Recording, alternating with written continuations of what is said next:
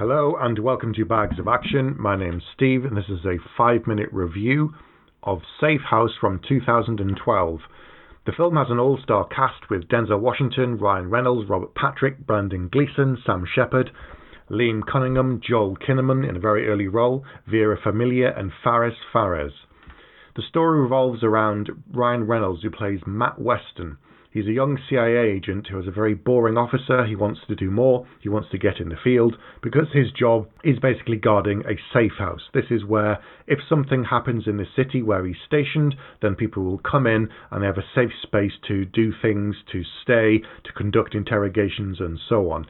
His character is based in South Africa. He's naive, he's aspirational, and he's full of belief in the system, and he believes that it will work for him, and he has lots of energy. Enter Denzel Washington, who plays Tobin Frost.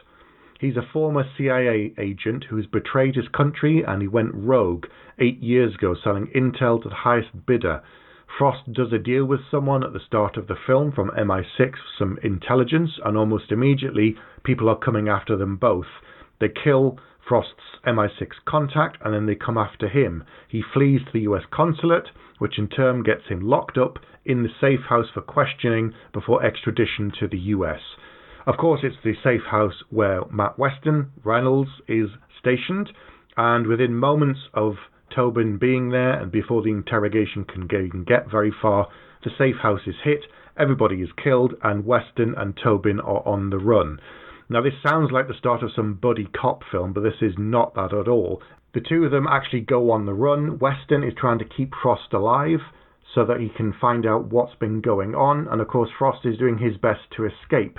And because he's better and more accomplished and an experienced officer, he manages to do it. What happens is that Weston is then exposed to the realities of being an intelligence officer and the whole intelligence community. And over the course of the film, we see Reynolds' character transform from this wide-eyed believer into something else. He's not quite as soulless and grey as Frost, but he's definitely somewhere in between, as he's pushed to his limit and he's tested in the field, which is exactly what he's always wanted and said that he wanted to do, except here he's having to do it without support. He's in a foreign country that he doesn't know particularly well, but those in charge tell him to go home, leave it to others. However, Frost has warned him that first they'll bench him, and then they'll blame him. So he's determined to clear his name and prove that he's loyal to the system that in fact could punish him. So there's plenty of intrigue and mystery in the film. We don't know what Frost is really doing. We don't know who he's working for and if he is corrupt or if he's undercover. Denzel plays the role very close to his chest. You're not really sure about his motivation or his loyalty from the start of the film. You don't know what he's going to do until pretty much near the end, and it's an excellent performance with him. In fact, the whole cast is pretty remarkable. The real evil in the film is actually obvious from about 20 minutes in. There are a couple of red herrings thrown in along the way, but if you've seen this kind of film before, you know who it is.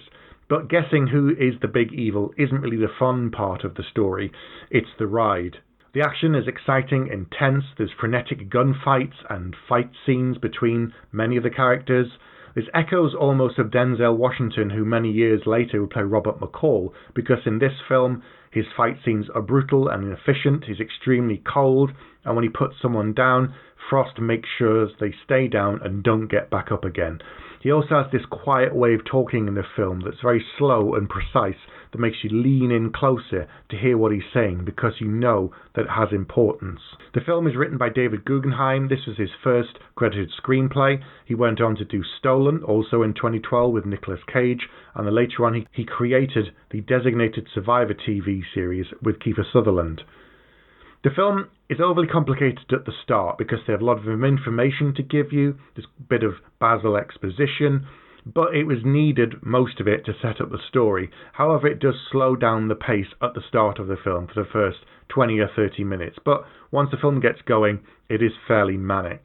Overall, I'd say I'd really enjoyed this film. It has incredible cast, it has incredible performances. It's an under 2-hour runtime, so it's not too long. There are some nice closed loops in the films. There are things that they show off very early on that pay off towards the end.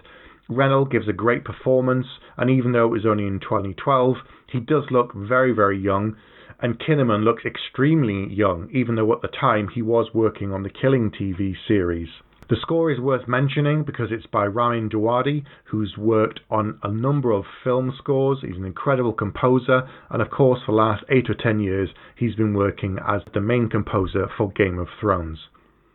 I don't want to give too much more away about this film because we'll go into spoilers, but just to say that it's quite a good action thriller. I really enjoyed it, so I'm going to give it a solid 4 bags out of 5. Have you seen Safe House? If so, get in touch with us and let us know. You can get in contact with us with all of the usual ways, by email, Facebook group. You can also leave a comment below. If you like what we do and you'd like to support us, we're also on Ko-fi. We have new episodes coming out every week, usually with my co-host and myself. Don't forget to like this channel and subscribe to it, and thanks for listening.